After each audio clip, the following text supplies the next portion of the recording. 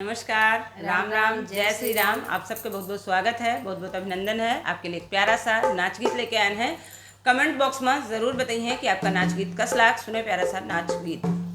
रतिया सजनवा मोर हेराय छोटी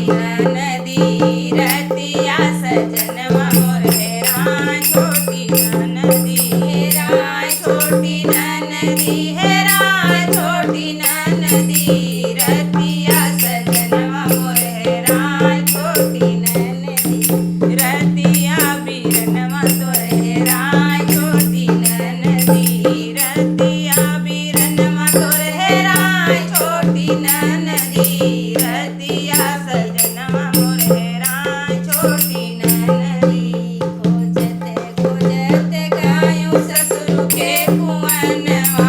खोजते खोजत गायूं ससुर के कुंवनवा,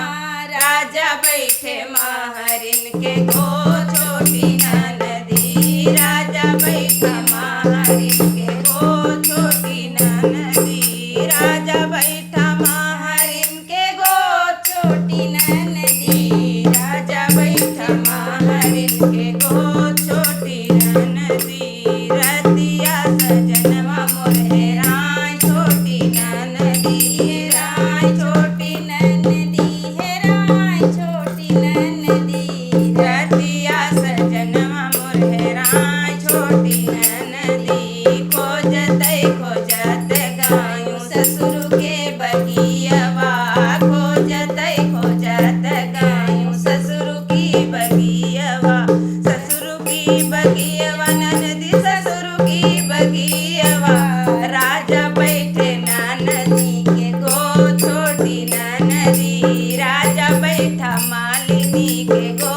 छोटी नदी, राजा बैठा मालिन के गो छोटी नदी,